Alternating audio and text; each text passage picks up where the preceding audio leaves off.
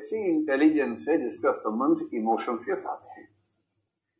तो इसकी सरलतम परिभाषा जो हो सकती है वो ये कि वह इंटेलिजेंस जो इमोशंस के साथ संबंधित है, वह इंटेलिजेंस जो इमोशन के साथ संबंधित है,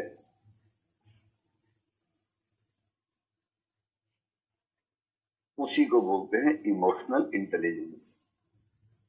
इसको लेके बड़ी गफलत है, बहुत कंफ्यूजन है। कुछ लोग सोचते हैं कि ज्यादा इमोशनल होना इमोशनल इंटेलिजेंट होना। नहीं, जो लोग बात बात में आंसू बहाते हैं उनमें इमोशनल इंटेलिजेंस कम होती है, और जिनके आंसू परमानेंट सूख चुके हैं उनमें भी कम है। ऐसे कई बच्चे मैं जानता हूं, आप भी जानते होंगे, उनकी पलकों पे आंसू रहते हैं हमेशा। कुछ हल्का सा पत्ता हिला नहीं कि आंसू टप टप टप शुरू हो जाते हैं। अगर आप ऐसे बच्चे हैं तो इस चीज से बाहर निकलने का थोड़ा बहुत प्रयास करना है। बहुत ज्यादा भी नहीं करना, मतलब मारा मारी नहीं करनी, शांति प्यार मोहब्बत से प्रयास करना है थोड़ा थोड़ा। क्यों इतना कमजोर होना कि किसी ने हल्की सी बात की खटाक से रोने लग गया? अपनी भावनाओं पर थोड़ा कंट्रोल तो होना ही चाहिए ना। और मैच्योर होने के कई अर्थों में से एक अर्थ ये भी है कि आपका अपनी भावनाओं पर कितना कंट्रोल है। छोटे बच्चे कंट्रोल नहीं है तो वो बच्चा बच्चा है, बच्चे को तुम कुछ अपेक्षा ही नहीं करते। 2 महीने का बच्चा है, पड़ा हुआ, उसको भूख लगी पैं करना शुरू कर देता है। उससे हम थोड़ा ना उम्मीद करेंगे कि थोड़ा कंट्रोल करो यार, 1 घंटा तो हुआ है, कंट्रोल योरसेल्फ, थोड़ा बोलते हैं उसको हम। पता है कि छोटा बच्चा नहीं सीखेगा। धीरे धीरे धीरे बच्चों को जिंदगी में पहली बार जो कंट्रोल सिखाया जाता है वो ये है कि बाथरूम जाना है और टाइम पे जाना है। ये नहीं कि जब मन हुआ मुंह उठा के चल पड़ा, ऐसे नहीं। थोड़ा वेट करना सीखो, कंट्रोल करना सीखो। क्लास में बिठाते हैं कि 8 बजे हैं, 9 बजे से पहले नहीं जाना है। जिंदगी में बच्चे पहला कंट्रोल सीखते हैं, ये वाला कंट्रोल, कि कैसे अपने आप को संभालना है 1 घंटे के लिए, आधे घंटे के लिए। हाँ, यही होता है। मनोविज्ञान में ये बताया जाता है कि किसी बच्चे के लिए जिंदगी में कंट्रोल शब्द का पहला मतलब ये होता है। आगे चल के वो कई तरह कंट्रोल सीखता है, लेकिन पहला कंट्रोल यहां से सीखता है। तो बच्चों की परवरिश के अपने डिजाइन्स हैं, उन डिजाइन्स में ये बात बड़ी महत्वपूर्ण होती है, मैं आपसे कह रहा हूं। आगे चल के इमोशंस की बात आती है। छोटे बच्चों में इमोशंस का तूफान रहता है। 16 साल की उम्र का बच्चा तो तूफान के भी ऊपर के स्तर पर घूम रहा होता है। उसके हार्मोन्स उछल रहे होते हैं ऐसे ऐसे करके। उससे अब इमोशनल इंटेलिजेंस की उम्मीद करें, बहुत मुश्किल काम है। फिर धीरे धीरे मैच्योरिटी आती है और हम कहते हैं कि अब ये व्यक्ति इमोशनली इंटेलिजेंट हो गया। तो पूरी बात हम समझेंगे, लेकिन अगर मैं आपको पहले एक बेसिक सी परिभाषा अपनी ओर से समझा देता हूं कि ईआई होता क्या है। इमोशंस की दुनिया में इंटेलिजेंस का उपयोग इमोशनल इंटेलिजेंस से, सरल सी बात है। इंटेलिजेंस क्या है मैं थोड़ा सा इस पर ब्रीफ करूंगा ताकि कंसेप्ट समझ में। लेकिन पहले इमोशनल इंटेलिजेंस का बेसिक मीनिंग, ताकि कंफ्यूजन न लगे। देखो, एक तो होती है हमारी अपनी भावनाएं। हमारी भावनाएं, भावनाओं कर लीजिए, हमारी भावनाओं को, और दूसरा होता है दूसरों की भावनाओं को।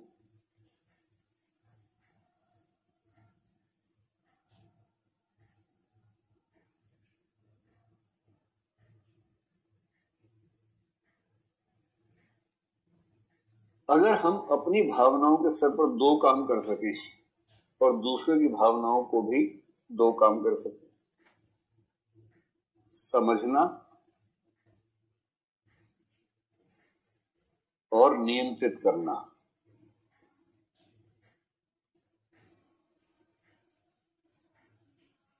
इस हमारी शब्द की जगह चाहे तो अपनी कर लीजिए, उससे बात और सरल हो जाएगी। अपनी भावनाओं को समझना और नियंत्रित करना। जैसे मैंने मिटाई, आप भी मिटा लीजिए। नहीं मिटा पाए कोई बात नहीं, काट लीजिए। अपनी भावनाओं को समझना और नियंत्रित करना, और दूसरों की भावनाओं को समझना और नियंत्रित करना।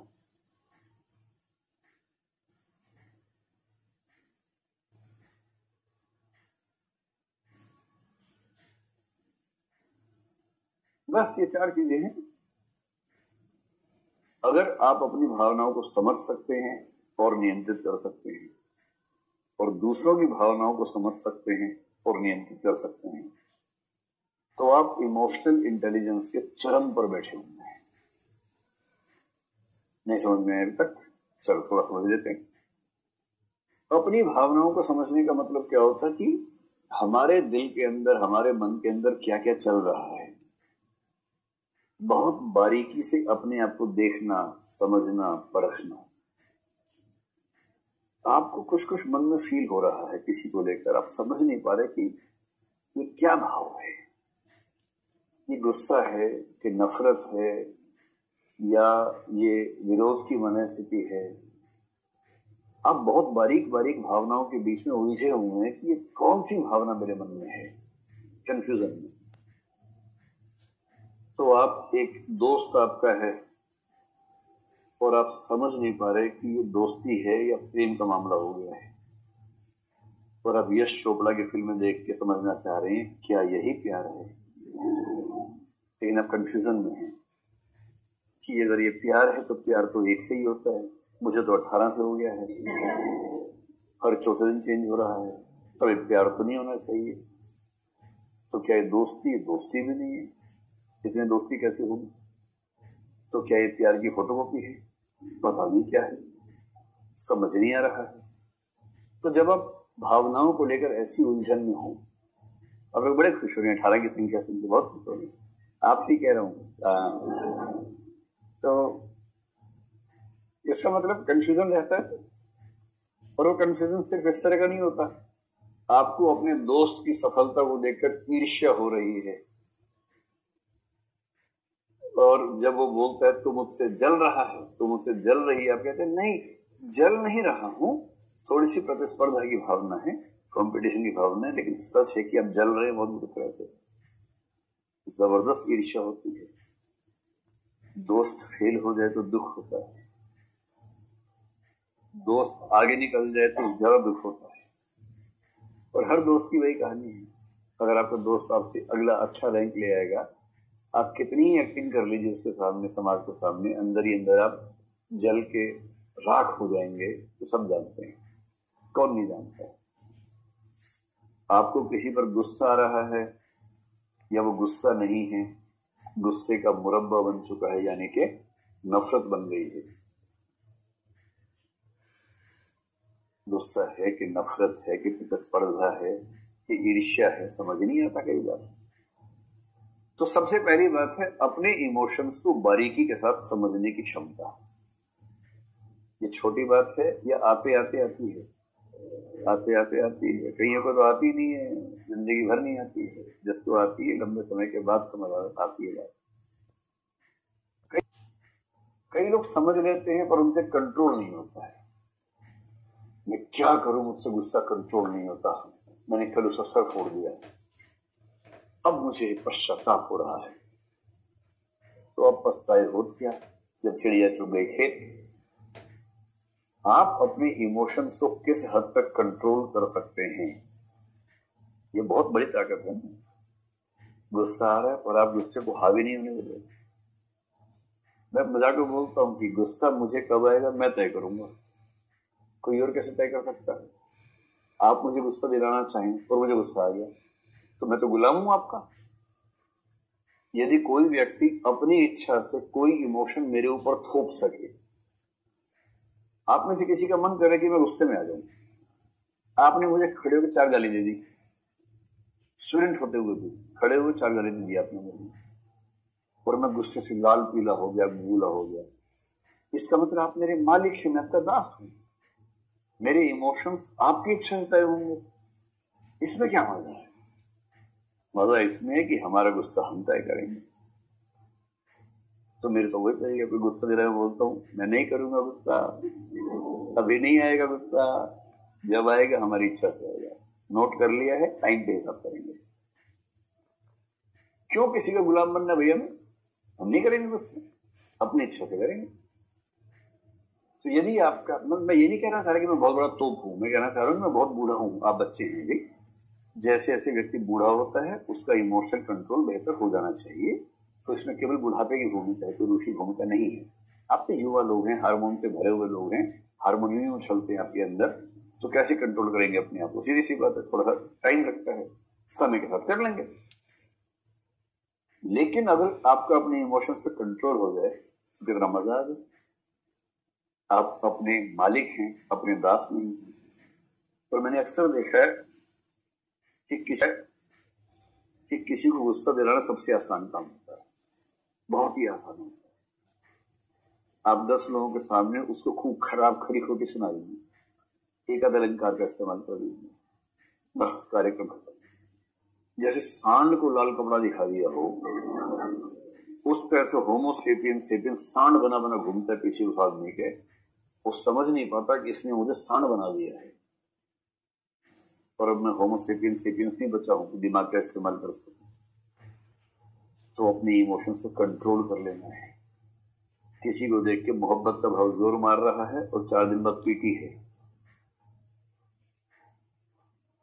तो ध्यान रखना है, नहीं नहीं नहीं नहीं चिंटू, नहीं, ना ना ना, देखना ही नहीं है। इधर नजर फेर लो किसी तरह से, ऐसे कर लो कि नहीं देखना ही नहीं है। पर दूसरी तरफ गए, मुंडी घुमाने का मन कर, नहीं घुमानी है मुंडी घुमाई तो सिग्नल चला जाएगा ना। सीधे एकदम घोड़े की तरह जो एकदम पैसे बंधा रहता है ना, दाएं में देखता है नहीं है। कितने इमोशंस आपको परेशान करते होंगे इस उम्र में, उनको रोकना पड़ता है। रोकेंगे तो बहुत दूर तक जाएंगे, नहीं रोकेंगे तो यहीं रुक जाएंगे, सीधी सी बात है। और आईएएस की तैयारी के बारे में 2 बड़ी प्रसिद्ध बातें हैं। इस तैयारी से और कुछ होना हो, आप आदमी बन जाते हैं। पर इसका मतलब वो नहीं जो आप सोच रहे हैं। इसका मतलब है कि आया था बच्चा, आदमी बन गया।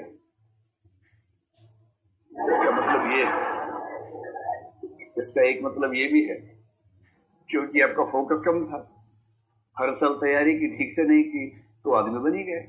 आदमी लौटता गांव में, गया था बच्चा, आया आदमी। और दूसरा भी कहते हैं, जब आप तैयारी के दौरान ये सब हरकतें करेंगे तो फिर सिलेक्शन तो मुश्किल हो ही जाता है। तो कई लोग क्या करते हैं, आते हैं पढ़ने के लिए, यहाँ प्यार मोहब्बत शादी हो जाती है, सिलेक्शन तो होता नहीं। फिर अपने अरमानों की अर्थी सजाने के लिए, अपने अरमानों की कब्र पर पुष्प चढ़ाने के लिए क्या करते हैं, पहले बच्चे का नाम फिलिम्स, कि फिलिम्स तो हो गया।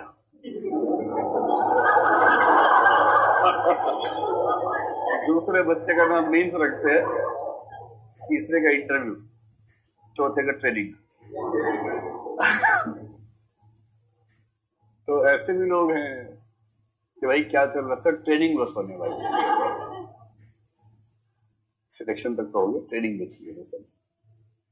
तो ऐसी नौबत में आ गए जीवन में। इसलिए इमोशंस को कंट्रोल में रखना है, वो सब तो जिंदगी में हो ही जाएगा। असली बात है कि अभी जिस काम के लिए आप आए हैं वो काम कर लें।